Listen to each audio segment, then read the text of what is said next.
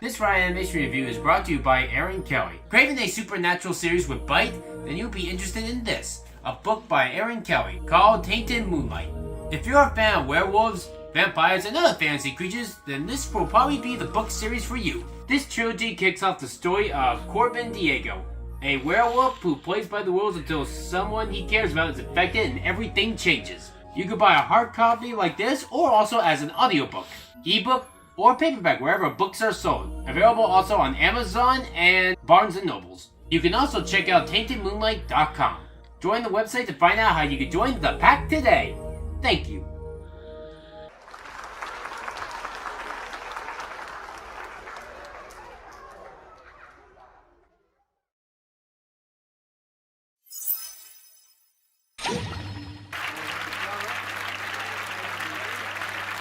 Hey, before I begin this Ryanimation review, I once again want to give a shout out to today's sponsor. Without this person, I wouldn't be able to make this Ryanimation review.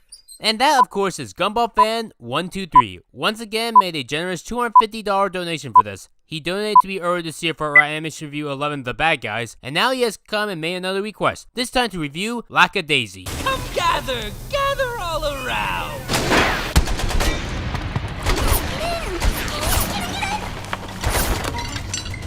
You can brandish up your whip and chain, but the circus train's a blazing tear!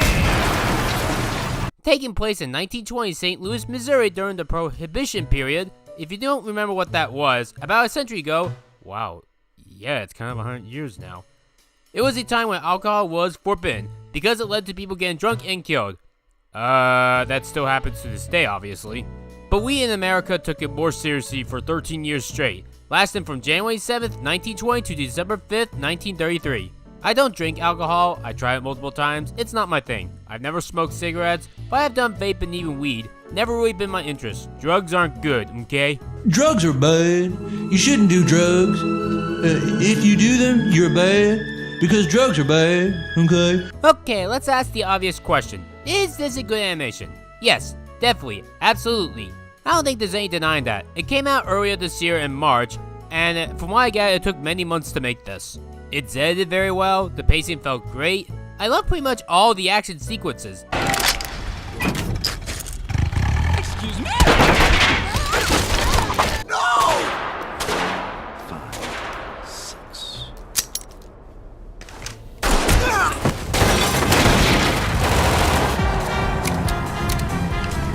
They're easily the best part of this animation, and it's definitely above average for an Indian animation on YouTube. One criticism that people seem to give is that it's similar to Has-Been Hotel or Hell of a Boss. You guys know that it is okay for multiple different people to make adult animations on the internet for audiences, right? I don't get why people think that VivZpop is the only one that can own adult content on YouTube. Anyone has the right to make any kind of fictional content on the internet as they please.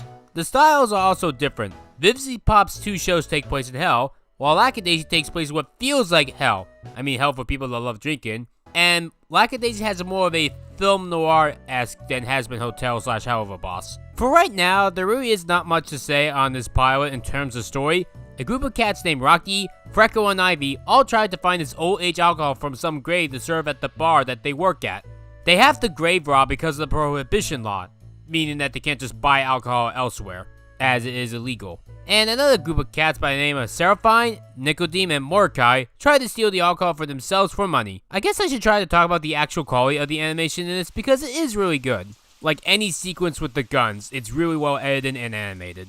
You may notice that the animation has thick in lines in the animation. Normally you're not supposed to see these lines, like they're more or less the animatic being filled in, but this is an indie animation for YouTube, so things like this are bound to happen. It doesn't bother me in the slightest. In fact, I think it makes the animation stand out more and look better. But this is me taking the review as professionally as possible, and this is one of the notices of the animation that is worthy of mentioning here. You see how Freckle has a plus sign like lines on him? That is what I'm referring to. And you can find all of these lines throughout all of the animation. Personally, I don't think it's a thing that's meant to be a done thing, like a finished product, but I think it looks fine, even if it's not my preferred choice for animation. This is usually what is reserved for the animatic and what's supposed to be removed at the end. Back to the positives though. All of the lighting for the dark scenes are really well done, and I can see everything that is going on. In real life nighttime, you can't really see, but but you need to make sure that in fiction, despite it being dark, you don't have it be actually dark. A failure of this merit would be something like the Little Mermaid remake. No joke, I can use this Avatar The Last Airbender meme to describe it. It's so dark down here. I can't see a thing. Oh no, what a nightmare. Sorry. Dark scenes need to still have some sort of visual to them. Even in something like horror, you do need to see what's going on to some rate. Otherwise, you just get a black screen, and no one likes a screen of nothing. Dark scenes can also use the moon as light, like we see in Little Witch Academia. Usually use light blues or even dark blues at times to help showcase nighttime. You can see this also happen in SpongeBob. This isn't your average everyday darkness. This is advanced darkness. LackaDaisy uses a bunch of dark blues and blacks, but it makes it stand out well enough that I don't mind this issue. The blue light seems to glow off the characters, which I think helps with the visuals. Some scenes are more of a light blue or cyan than a dark blue. The fog is a good use to set up the horror element. Like everyone knows, thanks to Silent Hill, that fog is excellent for horror, because what would a horror story be without fog? Red and yellow are the most visual colors in existence. Like when it comes to a color chart, those are the first colors that you're gonna notice. The villains each have this, but it's used sparingly enough. It's used on the correct parts for us to focus on, as in their emotions, allowing us some good facial direction. The train bridge shot with the moon is one of the best shots of this whole thing. It really captures the atmosphere of LackaDaisy. I love the use of all the reds that we see at the bar. It definitely looks like an old-time showman's room. And that's all that I got for now about the visuals. Like, I could probably go more in-depth with each of them, but they would be repeats of what I just said. I guess let's talk about the character designs. I'm not sure if I understand why everyone has to be a cat. Nothing about this screams, yes, we need them to be cats. It could just be an art style thing. The only cat-like thing that any of the cats do is near the end of the episode when one of them meows.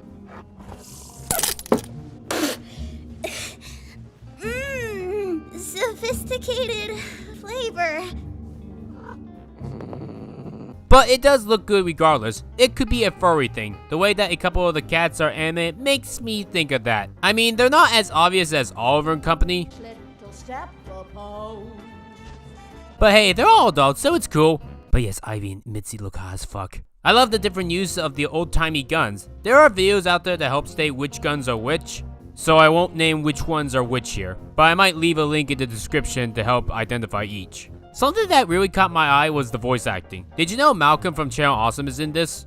Sungwon Chu, aka ProZD, is Mordecai. As for the characters themselves, I enjoyed them. C-Fi and Nicotine give me a bit of a Team Rocket feel, albeit I have no idea if they're related in this show or not. I want to see more of them. Rocky was the character that I was most interested in. His eccentric yet lively personality kept me wanting to see more. And yes, I totally want to give this guy more explosives. He's very fun with them. I assume he's the protagonist since the screen time is mostly on him.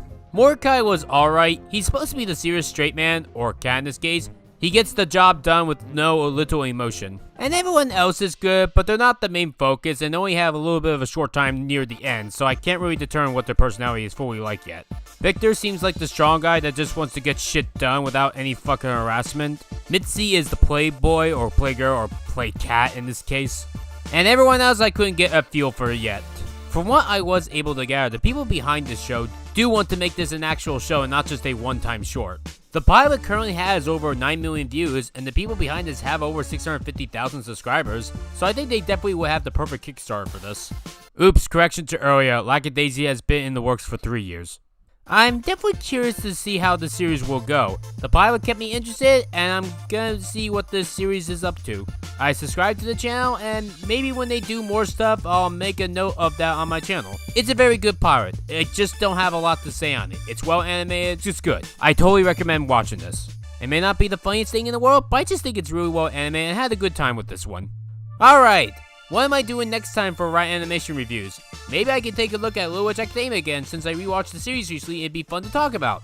Or maybe I could do like what I did for SpongeBob and DC Superhero Girls and take a look at previous animations I did in the past and redo them like Coconut Fred or My Chibar's a Monkey.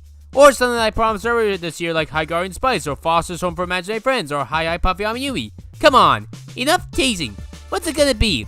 What is the very next Ryanimation review?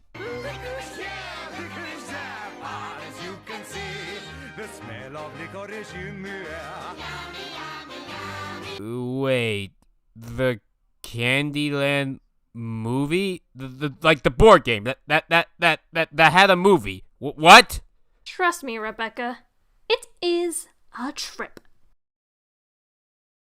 Thank you for watching this Ryanimation review. If you wish to see more reviews like this in the future, please subscribe to StarGiantProductions and hit the bell icon to also get more notifications. At the end of each Ryanimation review, we like to show off a piece of fan art for my fans. Thank you, Gary Fan, for producing this lovely fan art. And this video here was edited by me, Rebecca Starlight. And if you really want to show your support for my channel, please donate to me on Ko-fi. At $20 a month, your name gets to be part of the credits. You can support me in the description down below. And here are all my wonderful sponsors now. Thank you all for donating to my channel. I got a lot of exciting projects in the near future that I wish for you guys to see. Be on the lookout for any future projects that are very big. Thank you for your time. Rebecca Starlight, out.